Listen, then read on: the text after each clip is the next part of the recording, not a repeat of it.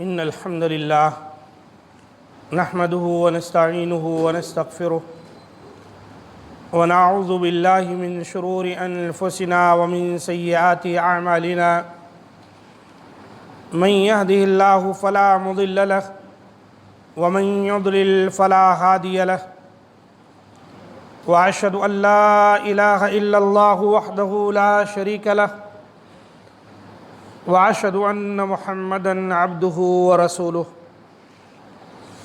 يا أيها الذين آمنوا اتقوا الله حق تقاته ولا تموتن إلا وأنتم مسلمون يا أيها الناس اتقوا ربكم الذي خلقكم من نفس واحدة وخلق منها زوجها وبث منهما رجالا كثيرا ونساء واتقوا الله الذي تساءلون به والأرحام إن الله كان عليكم رقيبا يا أيها الذين آمنوا اتقوا الله وقولوا قولا سديدا يصلح لكم أعمالكم ويغفر لكم ذنوبكم ومن يطع الله ورسوله فقد فاز فوزا عظيما أما بعد فإن خير الحديث كتاب الله وخير الهدي هدي محمد صلى الله عليه وسلم وشر الأمور محدثاتها وكل محدثة بدعة وكل بدعة ضلالة وكل ضلالة في النار قال الله تبارك وتعالى في القرآن المجيد والفرقان الحميد فأعوذ بالله السميع العليم من الشيطان الرجيم من همزه ونفخه ونفثه بسم الله الرحمن الرحيم فلا وربك لا يؤمنون حتى يحكموك فيما شجر بينهم ثم لا يجدوا في أنفسهم حرجا مما قضيت ويسلموا تسليما رب اشرح لي صدري ويسر لي أمري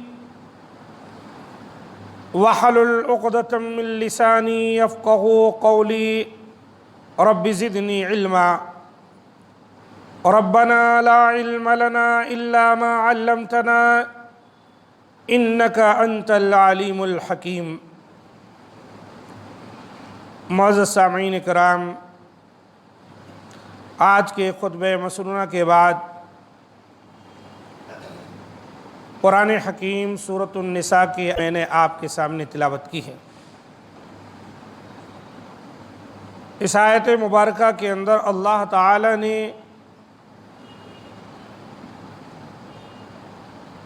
قسم کھا کر یہ بات بیان فرمائی کہ اے نبی، ایسا شخص مومن نہیں ہو سکتا ہے فلا وربک لا یؤمنون، یا وہ لوگ مومن نہیں ہو سکتے ہیں حتی یحکموک فیما شجر بینہم، یہاں تک کہ باہم ان کے جو اختلافات ہیں، تنازعات ہیں، ان میں وہ آپ کو حاکم نہ مان لیں، آپ کو فیصل نہ تسلیم کر لیں۔ ثم لا یجدوا فی انفسہم حرجا مما قضیت،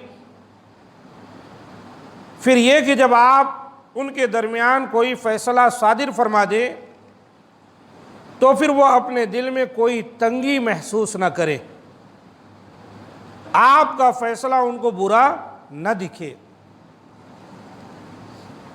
وَيُسَلِّمُوا تَسْلِيمًا، مکمل راضی ہو کر آپ کے فیصلے کو تسلیم کر لے۔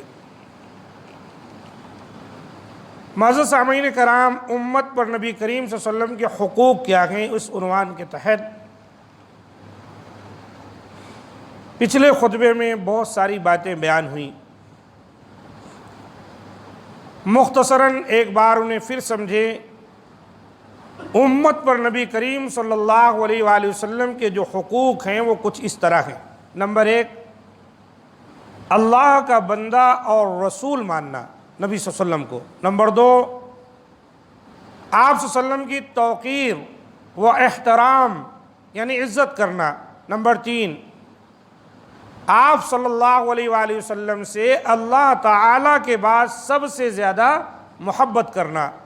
نمبر 4، آپ صلی اللہ علیہ وآلہ وسلم کو اسوہ حسنہ سمجھ کر، آپ کو نمونہ سمجھ کر آپ کے اسوہ حسنہ پر عمل کرنا۔ نمبر 5، آپ صلی اللہ علیہ وآلہ وسلم کی اطاعت کرنا۔ نمبر 6، اختلافی مسائل میں آپ کو فیصل تسلیم کرنا۔ نمبر 7، قرآن و حدیث پر عمل کرنا۔ نمبر 8، زیادہ سے زیادہ درود شریف پڑھنا۔ یہ مکمل 8 باتیں ہیں۔ ایک مومن ہونے کی حیثیت سے ایک مسلمان کو چاہیے کہ یہ سمجھے کہ یہ نبی صلی اللہ علیہ وسلم کے حقوق ہیں جنہیں ہم کو ادا کرنا ہے۔ پچھلے خطبے میں الحمدللہ 6 باتیں آپ کے سامنے بیان کی گئی تھیں، یا ان حقوق میں سے 6 حقوق کا تذکرہ کیا گیا تھا یا چل رہا تھا۔ چھٹا حقوق جو ہے وہ یہ ہے کہ نبی صلی اللہ علیہ وآلہ وسلم کو فیصل ماننا۔ اب آپ صلی اللہ علیہ وسلم تو موجود نہیں ہیں، آپ صلی اللہ علیہ وآلہ وسلم جو شریعت لے کر آئے ہیں، اب اس شریعت کے مطابق ہمارا فیصلہ ہونا چاہیے۔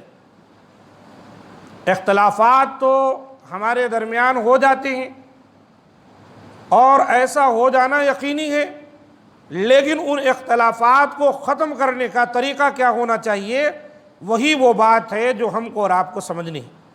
وہ یہ ہے کہ ہم دیکھیں کہ قرآن و سنت میں اس سلسلے میں کون کون سی باتیں آئی ہیں اور ہم انہی کو من وعن تسلیم کر لیں، یہیں سے ہمارے سارے فیصلے خود بخود ہو جائیں۔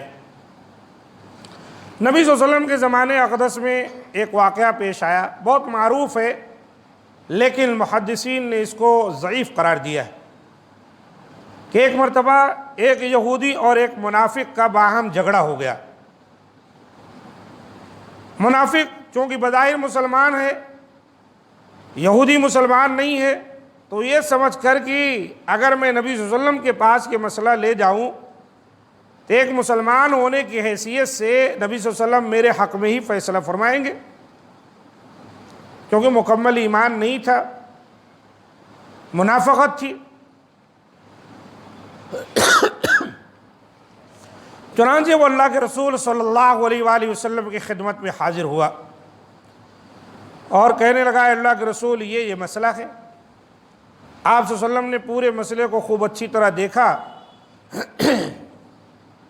اور آپ صلی اللہ علیہ وسلم نے فرمایا کہ نہیں، اس میں یہ یہودی جو ہے یہ حق پر ہے، کیونکہ نبی صلی اللہ علیہ وسلم یہ نہیں دیکھتے تھے کہ یہ مسلمان ہے کہ یہودی ہے۔ جہاں فیصلے کی بات آئے گی وہاں پر یہ دیکھا جائے گا حق کس کی طرف ہے، کس کے حق میں فیصلہ جانا چاہیے، عدل و انصاف کیا تقاضا کرتا ہے۔ اللہ کے رسول صلی اللہ علیہ وسلم نے فیصلہ فرما دیا۔ اب یہ منافق وہاں سے تلملا کر اٹھا، سوچا یہودیوں کے سلسلے میں عمر فاروق بڑے سخت ہیں، لہذا چلو مسئلے کو ان کے پاس ہے۔ کہا کہ ایک کام کرو، ایک صاحب اور ہیں ان کے پاس چلتے ہیں۔ کہا یہودی نے، بھائی آپ کے نبی ہیں، رسول ہیں جن پر تم ایمان رکھتے ہو، یہاں آئے اور یہاں فیصلہ میرے حق میں ہو گیا، اب کہاں جانا ہے؟ کہا نہیں، چلیے عمر کے پاس چلیں گے۔ آئے حضرت عمر فاروق رضی اللہ تعالیٰ عنہ کے دروازے پر، کہا ہم دونوں کا کچھ قضیہ ہے، فیصلہ فرما دیجئے۔ یہودی نے کہا دیکھیے عمر صاحب، پہلی بات یہ سمجھ لیجئے، ہم آپ کے پاس آنے سے پہلے آپ کے نبی کے پاس گئے تھے، انہوں نے میرے حق میں فیصلہ کیا ہے۔ عمر فاروق نے کہا جب نبی صلی اللہ علیہ وسلم نے فیصلہ فرما دیا ہے تو پھر میرے پاس آنے کی ضرورت کیا تھی؟ کہا میں تو تسلیم کر لیا تھا لیکن یہ آپ کا بھائی نہیں تسلیم کر رہا ہے۔ اس نے کہا اے عمر اب آپ جو فیصلہ فرما دیں گے نا میں وہ تسلیم کر لیتا ہوں۔ کہا ٹھیک ہے۔ اندر گئے، تلوار لے کر آئے اور باہر نکلے اور کھینچ کے ایک تلوار لگائی گردن پہ، سر ادھر اور دھڑ ادھر۔ کہا نبی صلی اللہ علیہ وآلہ وسلم کے فیصلے کے بعد اگر کوئی عمر کے دروازے پر آئے گا تو عمر کی زبان نہیں، عمر کی تلوار اس کا فیصلہ کرے گی۔ اسی اسنا میں یہ آیت مبارکہ نازل ہوئی، آیت نمبر 65، آیت نمبر سورہ نساء کی 65۔ فَلَا وَرَبِّكَ لَا يُؤْمِنُونَ حَتَّى يُحَكِّمُوكَ فِي مَا شَجَرَ بَيْنَهُمْ۔ اے نبی آپ کے رب کی قسم یہ مومن نہیں ہو سکتے جب تک آپس کے تمام اختلافات میں آپ کو حاکم یعنی فیصل نہ بنا لے۔ پھر جو فیصلہ آپ ان میں کر دیں، لا یجدوا فی انفسہم حرجا مما قضیت، اپنے دل میں کسی طرح کی کوئی تنگی محسوس نہ کریں، نہ خوشی نہ ہو، راضی ہو کر آپ کے فیصلے کو تسلیم کریں، فرما برداری کے ساتھ وَيُسَلِّمُوا تسلیما، فیصلہ قبول کریں۔ اس آیت مبارکہ کے نازل ہونے کے بعد گویا کہ اس سلسلے میں یہ فیصلہ ہوا کہ جس کی گردن عمر نے ماری ہے وہ مسلمان تھا ہی نہیں۔ جب اللہ کے رسول کے ہاں سے فیصلہ ہو گیا تھا تو دوسرے کے ہاں جانا گویا کہ وہ ایمان پر نہیں تھا۔ لیکن یاد رکھے بہت سے اہل علم نے اس واقعے کی سند میں کلام کیا ہے اور یہ واقعہ کئی سندوں سے آیا ہوا ہے، اس لیے بعض جو ہے اس کو تسلیم کرتے ہیں۔ بہرحال ایک واقعہ ہے، اگر سندن درست نہیں ہے تو یاد رکھیں متنن بالکل درست ہے، اس لیے کہ نبی صلی اللہ علیہ وسلم کے فیصلے کے بعد کسی اور کے پاس جانا قرآن مجید کے اس فرمان کے تحت وہ غلط ہے۔ اور بخاری شریف میں ایک واقعہ اسی سے ملتا ہے کہ حضرت عروہ بن زبیر بیان کرتے ہیں کہ ان کے باپ حضرت زبیر اور ایک انصاری صحابی کے درمیان حرہ میں واقع پانی کے ایک نالی پر جھگڑا ہو گیا، جس کے ذریعے وہ کھجوروں کو پانی پلایا کرتے تھے۔ نالی سے پانی آتا تھا، کھجوروں میں جایا کرتا درختوں کو۔ چنانچہ انصاری نے کہا پانی چھوڑ دو اور اسے آگے جانے دو، لیکن حضرت زبیر نے انکار کر دیا۔ اب وہ دونوں اپنا معاملہ رسول اللہ صلی اللہ علیہ وسلم کے پاس لے کر آئے۔ آپ صلی اللہ علیہ وسلم نے فرمایا اسق یا زبیر ثم ارسل الماء الی جارک، اے زبیر اپنے کھجوروں کو پانی دے لو، پھر پانی چھوڑ دو، اس کے کھجوروں میں چلے جائے۔ تو انصاری صحابی کو سخت غصہ آ گیا اور کہنے لگا اللہ کے رسول کیوں نہیں، آخر وہ آپ کے پھوپھی کا بیٹا ہوا نا، اسی لیے پہلے اس کو پانی پلانے کو کہہ رہے ہیں۔ حالانکہ بات ایسی نہیں تھی، پانی کچھ آتا ہی اس طرح سے تھا، اوپر سے اور نیچے کی طرف جاتا تھا، لہذا وہ پہلے پانی اگر اپنے درختوں کو دے لیتے ہیں تو پانی خود بخود نیچے چلا جائے گا، لیکن وہ نہیں مانا، اس طرح کی باتیں کرنے لگا۔ اللہ کے رسول نے کہا آپ غصے میں آ گئے، آپ کا چہرہ انور متغیر ہو گیا، آپ نے فرمایا اسقی یا زبیر ثم احبس الماء حتی یرجع الی الجدر، اے زبیر اب تم پانی پلاؤ اپنے درختوں کو، اور پانی خوب اچھی طرح جب دیواروں پر مڈیر پر پہنچ جائے تب اس کے بعد تم اس کو چھوڑ دو۔ یعنی ابھی جو آپ نے اجازت دی تھی کہ اپنا پانی لے لو درخت سینچ کر، باقی پانی جانے دو، اب آپ نے وہ اجازت کہا خوب اچھی طرح سینچ لو، اس کے بعد دے دو۔ اور پھر حضرت زبیر رضی اللہ تعالیٰ عنہ کہا کرتے تھے کہ میرا خیال ہے یہی جو کیس ہے نا ہم دونوں کا، اسی کیس کے سلسلے میں یہ آیت کریمہ نازل ہوئی۔ یہ بخاری و مسلم کا واقعہ ہے۔ بہرحال جو بھی ہو، ہمارے لیے ایک پیغام اس میں یہ ہے کہ اگر ہم مسلمان ہیں اور نبی صلی اللہ علیہ وآلہ وسلم کو اپنا رسول نبی تسلیم کرتے ہیں تو پھر ہمیں بھی اپنے معاملے میں قرآن و سنت کا فیصلہ دیکھنا چاہیے۔ یہاں اللہ رسول کا فیصلہ آ جائے، آمنا وصدقنا کہہ کے قبول کر لینا چاہیے۔ بظاہر ہو سکتا ہے اس کے اندر کچھ ہم کو اپنا نقصان نظر آئے، عام طور پر دیکھا گیا ہے جو بھی آدمی حق پر ہوتا ہے اس کے حق میں جب فیصلہ کیا جائے تو محسوس یہی ہوتا ہے کہ اس کے ساتھ زیادتی ہو رہی، اور جو باطل پر ہیں وہ چونکہ سامنے والے کو پریشان کرنا مقصد ہے، اس لیے وہ بلا وجہ غلط چیز کو بھی صحیح، اپنے ہار کو بھی جیت، اپنی شخص کو بھی فتح کی طرح پیش کر کے جو ہے بڑی بڑی باتیں کرتا ہے۔ تو جو حق پر ہے اس کو چاہیے کہ وہ خاموش ہو جائے، صبر کر لے، معاملہ اللہ کے سپرد کر لے، یہ سمجھ لے کہ میں نے اللہ اور رسول کے فیصلے کو تسلیم کیا ہے، لہذا انشاءاللہ ہمارا نقصان نہیں ہوگا، ہمارا اس میں فائدہ ہی ہوگا، اور یقین جانے آگے چل کر اس کا فائدہ ہی ہونے والا ہے۔ وَمَن يُطِعِ اللَّهَ وَرَسُولَهُ فَقَدْ فَازَ فَوْزًا عَظِيمًا، وہ یقیناً کامیاب ہونا ہے اس کو، دنیا میں بھی آخرت میں بھی۔ لیکن کامیابی کی شکلیں الگ الگ ہوتی ہیں، کچھ فتح یابی، کچھ کامیابی تو بظاہر نظر آتی ہے کہ بالکل واقعی فائدہ ہے، کچھ کیا ہے اتنے دنوں کے بعد اس کے فائدے نظر آتے ہیں نا کہ اس وقت ہم سمجھتے ہیں کہ ہائے اگر اس وقت ایسا فیصلہ نہ ہوا ہوتا تو آج تو میں تباہ اور برباد ہو جاتا۔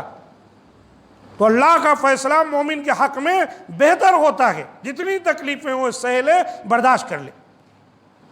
اب آئیے آگے بڑھتے ہیں۔ اب اس سلسلے میں جو 7ویں بات ہے وہ یہ ہے قرآن و حدیث پر عمل کرنا۔ اگر ہم اللہ اور رسول پر ایمان لائے ہیں تو نبی کا یہ حق ہے قرآن و سنت پر عمل کرے، بدعات و خرافات، رسم و رواج کے پابند نہ بنے، بالکل چھوڑ دیں، کیونکہ نبی صلی اللہ علیہ وآلہ وسلم نے اپنی امت کے سامنے یہی 2 چیزیں چھوڑی۔ آپ نے فرمایا ترکت فیکم شیئین، میں تم میں 2 چیزیں چھوڑے جا رہا ہوں، لن تضلوا بعدہما، تم ان دونوں کے بعد کبھی بھی گمراہ نہیں ہو سکتے۔ اللہ کے رسول نے گارنٹی دی ہے کہ میں 2 چیزیں جو چھوڑے جا رہا ہوں، اگر ان دونوں کو تم مضبوطی کے ساتھ پکڑ لو گے تو کبھی بھی گمراہ نہیں ہوگے۔ اور وہ کیا ہے؟ کتاب اللہ و سنتی، ایک تو اللہ کی کتاب قرآن مجید ہے اور دوسرے میری سنت۔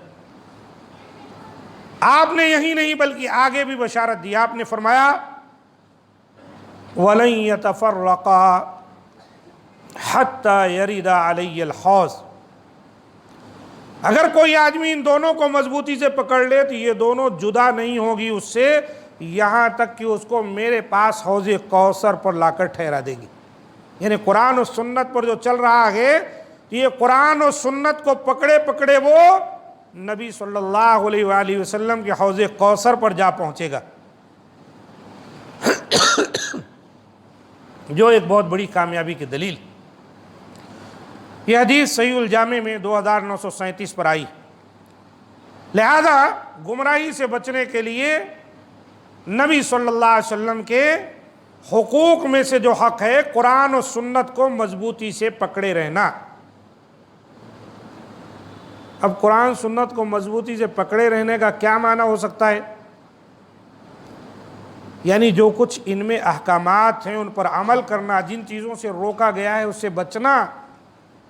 اس کے لیے ضروری ہے کہ ہم قرآن کی تلاوت کریں، احادیث کو پڑھیں، دین کو سیکھیں تاکہ قرآن و سنت کو جان سکیں اور اس پر عمل کر سکیں۔ اس لیے ضرورت ہے کہ ہم قرآن و سنت کے لیے اتنا وقت دیں، اتنا ٹائم دیں جتنا دیگر علوم اور فنون کے لیے دیتے ہیں۔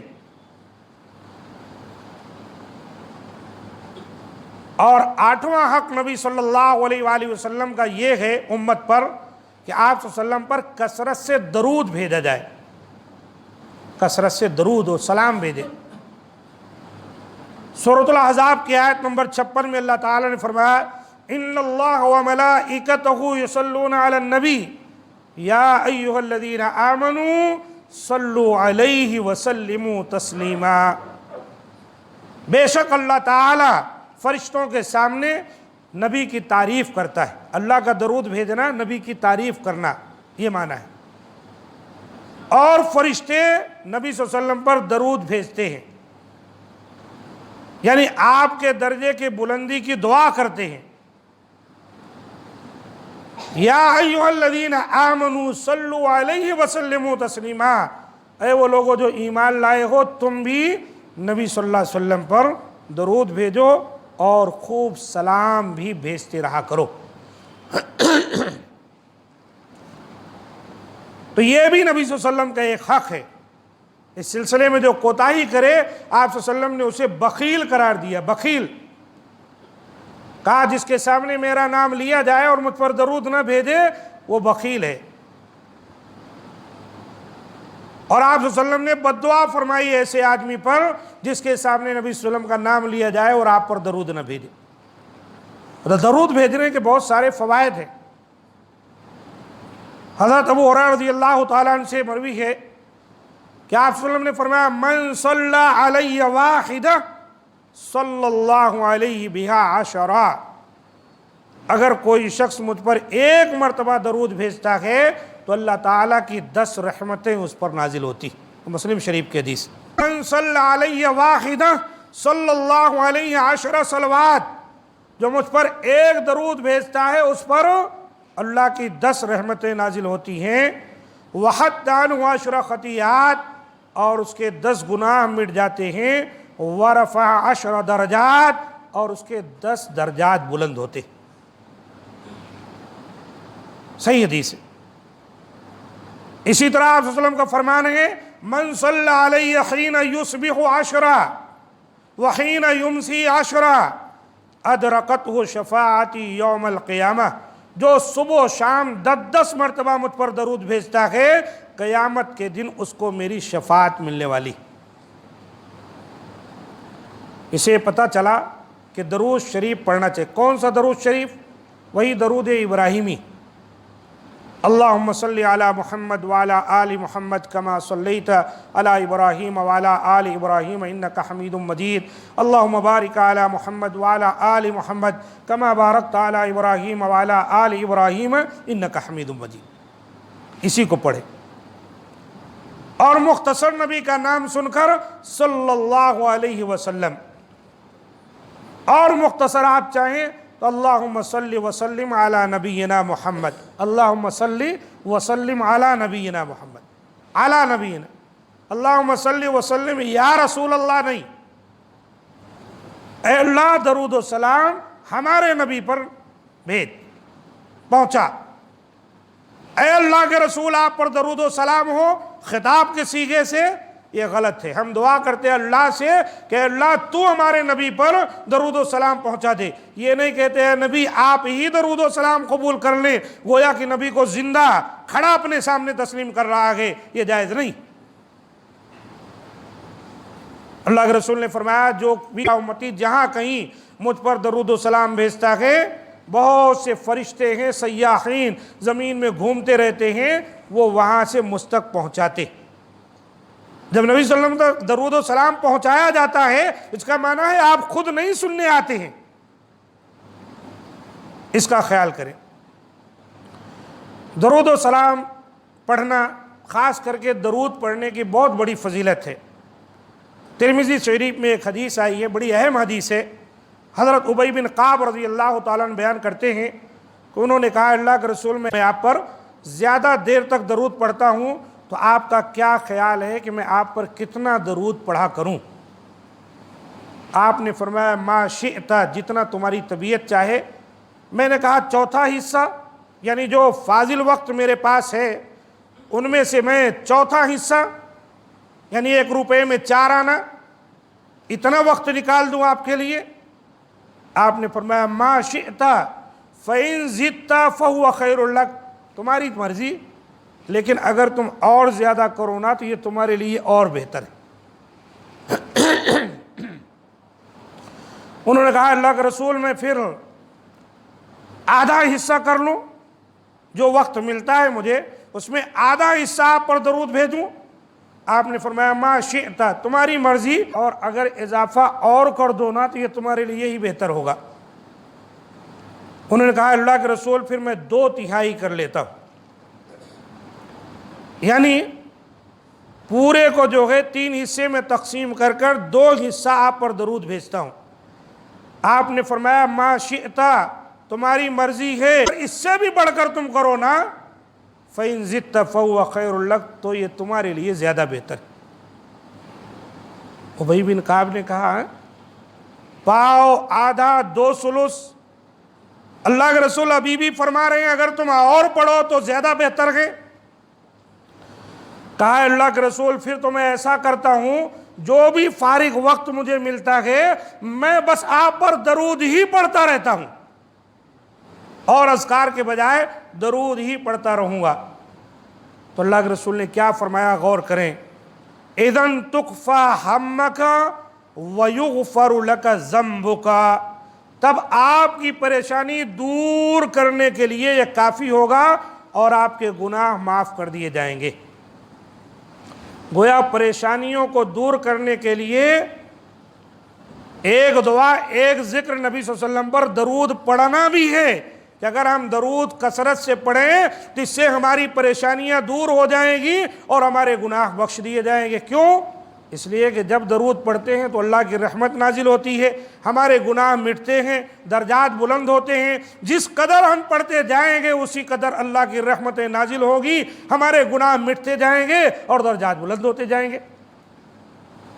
تو عزیز ساتھیوں، یہ نبی صلی اللہ علیہ وآلہ وسلم کے 8 حقوق ہیں جو بیان کیے گئے کہ ایک امت پر لازم ہے کہ وہ ان کو ادا کرے۔ لیکن آج ہم دیکھتے ہیں اللہ کا حق کیا ہے، بندوں کا حق کیا ہے، نبی کا حق کیا ہے، دین کا حق کیا ہے، اس کو تو لوگ جانتے نہیں، نبی کے حقوق سے تو واقف نہیں، بس سال بھر میں ایک میلاد کی محفل سجا لینا سمجھتے ہیں بس ختم۔ میرے بھائی، ہر گھڑی ہر وقت نبی صلی اللہ علیہ وآلہ وسلم کی یاد، آپ پر درود پڑھنا اور آپ کی بتلائی ہوئی شریعت کا پابند رہنا ایک مسلمان پر واجب ہے۔ یہ سالانہ طور پر منا لینے سے نبی صلی اللہ علیہ وسلم کا حق ادا نہیں ہو سکتا ہے۔ یہ تو سب کافروں اور مشرکوں کی سوچی سمجھی اپنی پلاننگ ہے، سوچی سمجھی۔ کیا روزانہ اماں کرتے بیٹھیں گے، سال میں ایک دن مدر ڈے، کیا روزانہ استاذ کے احترام میں کھڑے ہوں گے، ان کی عزت کریں گے، چلو سال میں ایک دن اساتذہ کے لیے۔ اس طرح سے انہوں نے کیا کیا، سال میں ایک ایک دن تقسیم کر دیا، باقی دنوں میں گویا ان سے ہم پلو جھاڑ لیں گے۔ لیکن ہمارا دین یہ نہیں، ہمارا دین کہتا ہے روز اماں کی خدمت کرو، روز اپنے اساتذہ کی عزت کرو، روز اپنے بڑوں کا اکرام کرو، روزانہ نبی صلی اللہ علیہ وسلم پر درود بھیجو، آپ کا احترام کرو، آپ کی توقیر کرو، آپ کی شریعت کی پابندی کرو۔ سالانہ جو ہے برتھ ڈے منا لینے سے تمہارا بھلا ہونے والا نہیں۔ تو ضرورت اس بات کی ہے کہ ہم ان باتوں کو سمجھیں اور اس کے مطابق اپنی زندگی گزاریں۔ اللہ تعالیٰ سے دعا ہے کہ مولا کریم جو باتیں بیان ہوئیں ان کو اس کہنے والے کو اور تمام سننے والوں کو عمل کی توفیق دے، اور اس سلسلے میں جو کوتاہیاں ہم سے اور آپ سے سرزد ہوتی ہیں اللہ تعالیٰ اسے اپنے فضل و کرم سے معاف فرمائے۔ مولا کریم جہاں کہیں مسلمان رہتے بستے ہیں ان کی مدد فرمائے، ان کی عزت و آبرو، ان کے خون و مال کی حفاظت فرمائے۔ اللہ تعالیٰ ان کو سربلندی عطا فرمائے، ہر طرح کی پریشانیوں سے اللہ تعالیٰ جمی مسلمانوں کو محفوظ رکھے۔ کتنے ان میں بیمار ہوں گے اللہ تعالیٰ انہیں شفائے کاملہ عطا فرمائے، کتنے اور پریشانیوں میں مبتلا ہوں گے اللہ تعالیٰ ان کی پریشانیوں کو دور فرمائے۔ مولا کریم ہماری دعاؤں کو قبول فرمائے کہ یقیناً وہی قبول کرنے والا ہے۔ سبحان ربک رب العزت عما